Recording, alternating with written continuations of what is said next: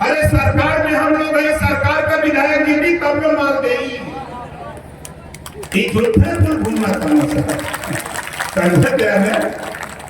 तो साथी आपके बीच में लोकप्रिय प्रत्याशी आपके बीच में, क्योंकि चुनाव में हम लोग भी चुनाव लड़े, हम भी विधायक हैं, एक एक पल हम लोग सोचते हैं कि ज्यादा से ज्यादा लोगों तक हम लोग मिल लें ताकि ज्यादा से ज्यादा वो हासिल हो। तो उसी कड़ी में सोची सुमिता मौर्य जी अपने क्षेत्र में प्रचार में रही हैं, आपके बीच में है। हम तो चाहेंगे कि आप खुद आवे और आप लोगों से अपील करें अपने लिए, एनडीए गठबंधन के लिए जोरदार ताली बजा करके स्वागत करिए। देखा बिहार के नेवादा का कार्यक्रम कौन कौन फेसबुक पर देखा है, देखे हो और लोगों को दिखाओ। आपके बीच में प्रत्याशी महोदय आ रहे, जोरदार ताली बजा करके स्वागत करिए। ताली में दम नहीं है आपके लोग के, जोरदार ताली बजाइए। इनका चुनाव चिन्ह क्या बा पहले नहीं है हाथ से बोला, दोनों हाथ उठा के बोला तब बुलाई, हाथ नीचे करण। अच्छा दे के कमल के फूल पे अपने बगल वाले के बताइए हाथ धरो, यहाँ से जा, यहाँ से लेने के बाद हम आपसे कहा कि अपने पड़ोस में, अपने गांव में, अपने हिताई में टेलीफोन से भी बताओ कि कमल जीतेगा तो दूध मिली, ठाठ गाय जीती है तो कुछ न मिली, कि मिली बोला मिली का दुधारू। कि हम आपसे एक सवाल पूछते हैं, ये बताओ, एक हमको आपको जिसको दूध की जरूरत हो, दूध समझ रहे हैं कि नहीं समझ रहे? कितने लोग दूध समझ रहे हैं, जरा हाथ उठाइए, समझ रहे हैं? आप बताओ अगर दूध की जरूरत हो तो लगेन गाय की यहाँ जाओगे तब दूध मिलेगा कि ठाठ क्या मिलेगा? जोर से बोलो, लगेन की यहाँ मिलेगा नहीं, ठाठ गाय ले लोग घुमाता। अगर कल को भाग्य से जीत भी गई है, दुर्भाग्य से कहीं जीत भी गई है कौनो क्षेत्र में कहीं, तब भाई सारी है चिल्लाई है कि हमारी सरकार ना हो तो हम क्या करें? बोले ये ना बोले है, अरे विकास का काम वही कर सकता है जो सत्ता के साथ है। मौर्य जी चुनाव जीत के जाएगी और विकास कार्य पर वहां कलम चला करके ताकत लेकर के आपका सहयोग से काम करेगा। अभी जो जीत के क्या करिए, दूध है काम। यही से हम तो कह रहे हैं कि भैया दूध दुधारू गाय, विकास रूपी दूध देने का काम सरकार करती है, तो सरकार के साथ रहिए कि ठाठ गाय जो ले घूमता लोग बताओ, ठाठ गाय क्यों दे? जोर से बोला, गांव में बतावा, गांव में बतावा कि ठाठ गाय घूमता है। ये लोग के समझाता, हम तो है लगा लेगा, हम आपके अलीगढ़ से लेकर के गाजियाबाद से लेकर हम घूमते, हम तो बिहार के करारी और रामगढ़ भी। अभी हमारे बबलू जी यही हैं, बबलू जी आए हैं, ये बबलू जी खड़े हैं, इनको लगाया हम तरारी रामगढ़, 9 तारीख को रामगढ़ जा रहा हूं बिहार। आप बताओ यार नौजवान, बिहार के जूता मोजा टाई बैग दिला करके उनको भी विकास के रास्ते पर ले जाने के लिए कोई ये न कह सकते कि 2 तरह के बच्चे गांव में निकलते हैं, देखने वाले नहीं कहते हैं कि नहीं भाई अब तो ये बच्चे यूनिफॉर्म पहन के जाते हैं। ये काम हम लोग आपके लिए कर रहे हैं, समाज के लिए कर रहे हैं, देश के विकास के लिए हम लोग कर रहे हैं। और विपक्ष के लोग क्या बोल रहे हैं, ये लोग क्या कर रहे हैं? अरे आप बताओ, हम तो चुनौती देता हूँ, ये मझवा नहीं, कटेरी चाहे भिंडीपुर हो, चाहे कुंडलकी हो, चाहे चले जाओ गाजियाबाद, चाहे मुजफ्फरनगर, आप जहां भी जाओ, हम तो आपसे कहते हैं कि अपनी खाली योजना बता दो आपने क्या किया। आज पिछड़ों का हक लूटा, मुसलमानों को धोखा दिया, इसके अलावा किया क्या? हम बोलते हैं तो बहुत बुरा लगता है विपक्षियों को। इस नाते साथियों मैं आपसे कहना चाहता हूं, ये लड़ाई मौर्य जी का सवाल नहीं, प्रत्याशी कौन ये लड़ाई सत्ता की और विपक्ष की है, वो छात्रवृत्ति दिलाने का काम किया। हम ये लोग खाली भाषण मार रहे हैं कि ओम प्रकाश राज भर का किए, योगी जी क्या कर दिए, मोदी जी क्या कर रहे हैं। अरे समझो, चश्मा का पावर बदलो, तब समझ में आएगा। देखो मेरी सरकार की 5 साल नहीं जो काम कर पाए, उस काम को योगी जी की सरकार, ओम प्रकाश राज भर, आशीष पटेल, संजय निषाद जी जैसे लोग, हम लोग लपट करके भारतीय जनता पार्टी के साथ कानून बनाए। पिछली सरकार में कानून बना, जो गरीबों के बच्चे प्राइमरी स्कूल में जाते थे वो होमगार्ड की वर्दी पहन के जाते थे। बोलो सही है कि गलत है?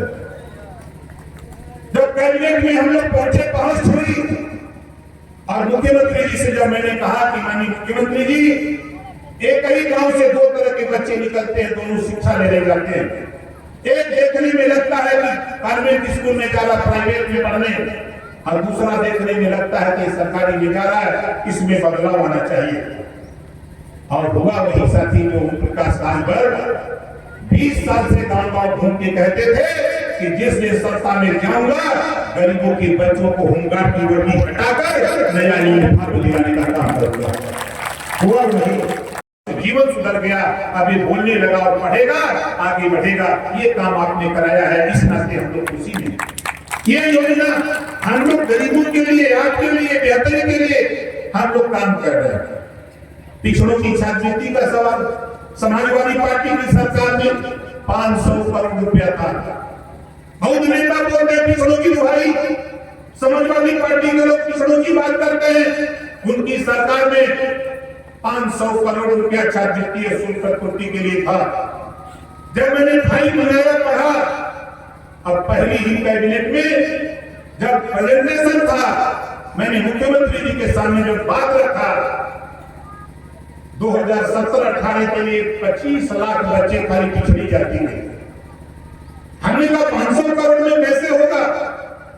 लड़ करके साथियों 2600 करोड़। लेकिन बधाई देता हूं माननीय मुख्यमंत्री जी को, जब मैंने अपना प्रस्ताव प्रपोजल लेकर के उनके पास गया और समझाया कि ये छोटे छोटे बच्चों के भविष्य का सवाल है, ये इस नाते हम आपसे निवेदन अपील करने आए हैं कि आप 6.5 लाख रुपया ऑपरेशन का प्रति बच्चा आप स्वीकृत करिए। और धन्यवाद देता हूं मुख्यमंत्री जी को, उन्होंने स्वीकृत किया और 277 बच्चों का पहले साल ऑपरेशन कराया और सफल ऑपरेशन रहा। 277 बच्चे बोलने लगे। दूसरे साल में ऑपरेशन कराया, 344 बच्चे बोलने लगे। जब उनके माता पिता लखनऊ गए मिलने, हमसे मिलने गए, तो उन लोगों ने कहा खुशी में रो रहे थे। हमने कहा क्यों आंसू आ रहा है? तो माँ बाप कह रहे थे कि हम लोग खुशी में आंसू आ रहे हैं कि आप जैसे मिनिस्टर सूबे के मुख्यमंत्री जी से कह करके आपने वो योजना बनाई। मूक बहिर बच्चे, जो मूक बहिर बच्चे 5 साल के लगभग थे, 5 से 6 साल के बीच के, जो बच्चे बोल नहीं पाते थे, उनके माँ बाप ने हमसे मिले, क्योंकि उस समय विभाग मेरे पास, दिव्यांग विभाग मेरे पास था। संजोग से चाइना से स्कीम आई थी भारत में जांच के लिए, आ गई युवती, मिनिस्टर होने के नाते हमसे मिले। हमने जब उनकी बात को सुना और समझा, हमारी उनकी वार्ता जब हुई, तो हमने सवाल उनके सामने रखा कि जो 5 साल, 6 साल, 4 साल के दिव्यांग बच्चे हैं, ये कैसे बोलेंगे? तो डॉक्टरों की जो टीम थी, उन लोगों ने कहा ये सुनते नहीं है, इस नाते बोलते नहीं। हमने कहा कि तब ये कैसे संभव है? उन लोगों ने कहा इनका ऑपरेशन हो जाएगा, 3.5 लाख रुपए की एक किट आती है, ऑपरेशन करके लगा दिया जाएगा। कुल खर्चा सरकार में थे। पहला काम हमने किया, CCC की ट्रेनिंग फ्री करा दिया। जो 3500 रुपया गरीब का बच्चा नहीं दे पाता था, हम पिछड़ा वर्ग में CCC की ट्रेनिंग फ्री करा करके लाखों बच्चों को CCC की ट्रेनिंग दिया। हम अपने काम की बात करते हैं। कोई अगर कंप्यूटर जो 1 साल के ट्रेनिंग का होता है, विभाग मेरे पास था उस समय, मैंने काम शुरू किया, ऑनलाइन फॉर्म भरवाया।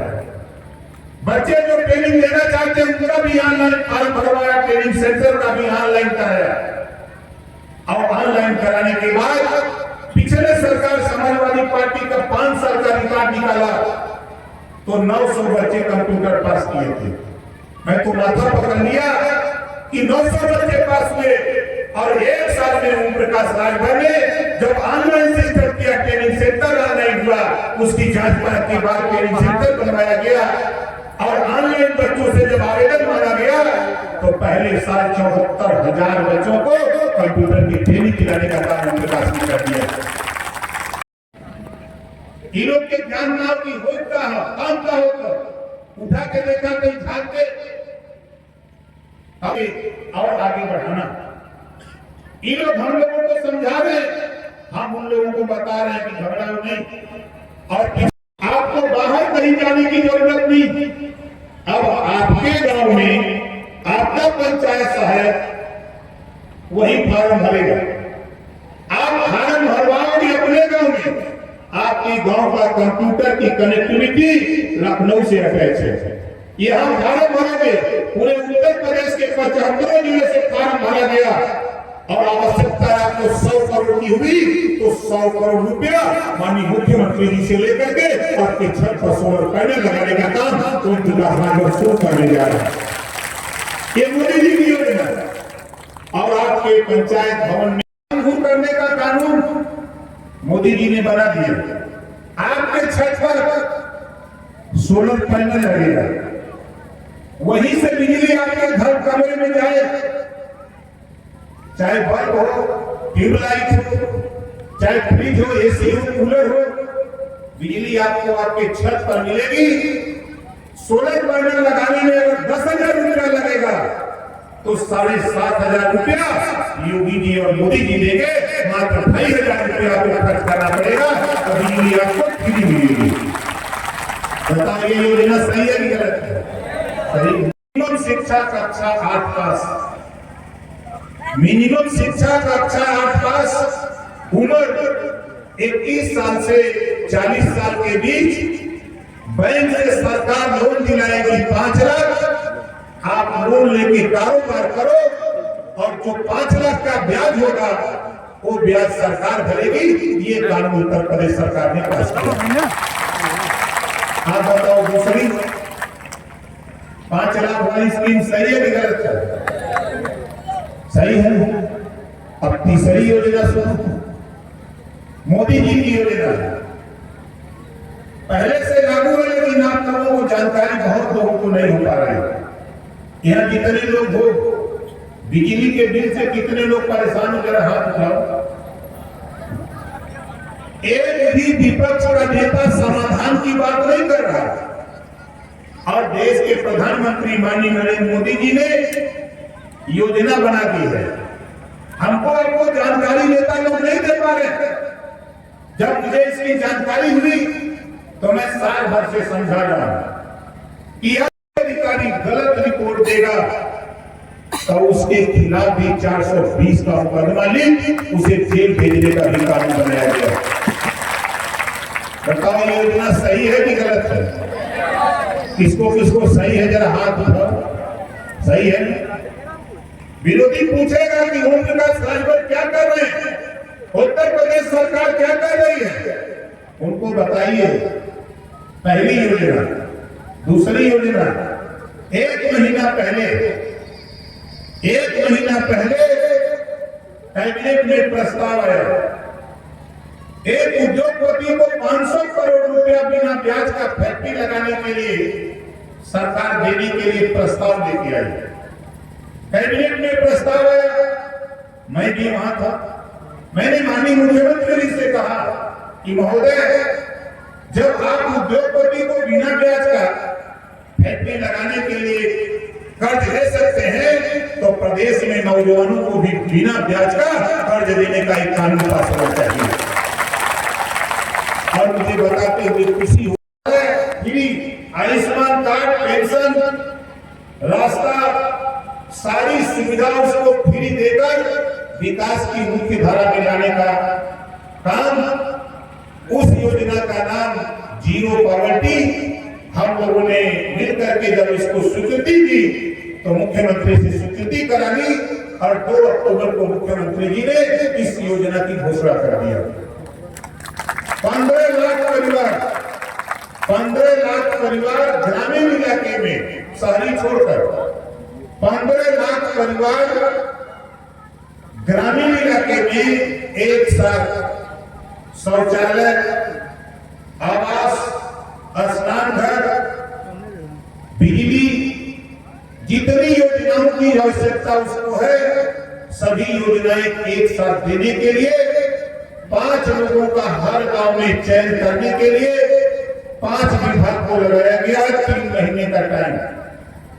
उत्तर प्रदेश की उप विधानसभा चुनाव है, कितनी सीटों पर आप लग रहा है कि उत्तर प्रदेश में बीजेपी कितनी सीटें आने वाली है? देखिए, हम लोग उत्तर प्रदेश की 9 सीटों पर पूरी ताकत के साथ लगे हैं और देखिए जनता भी जानती है कि विपक्ष को जिताएंगे तो चिल्लाना, रोएगा रोना कि हमारा सरकार है नहीं है तो हम का विकास करी।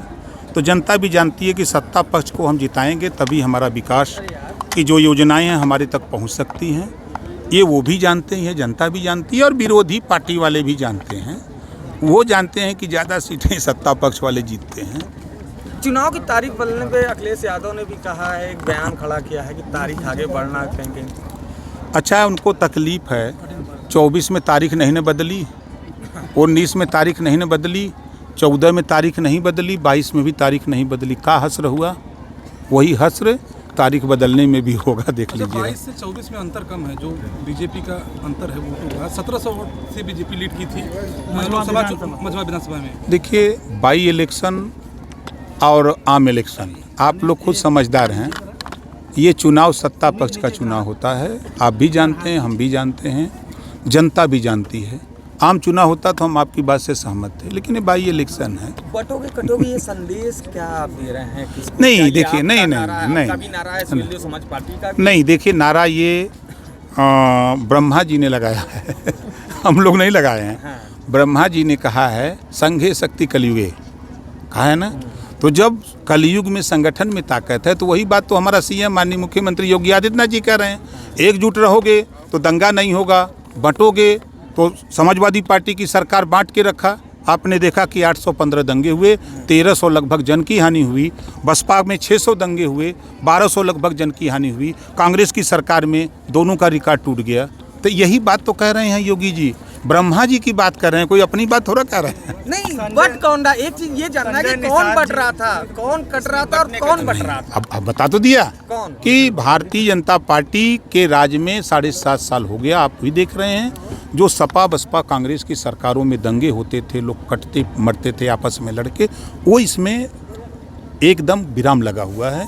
इस बात को वो कह रहे हैं कि आप लोग इधर उधर मत झांकिए, विरोधी पार्टी की तरफ मत देखिए, एकदम सटे रहिए। संजय निषाद जी ने कहा है कि जो कुंभ में मेला लगता था वहाँ पर जो संत कह रहे हैं कि मुसलमानों को वहाँ पर दुकानें न लगाने दिया जाए, वो गलत कह रहे हैं। इस पर आपका क्या? देखिए, वो साधु संतों का विचार है, ये सरकार का मत नहीं है। सरकार का मत है कि सबका साथ सबका विकास। ठीक, धन्यवाद।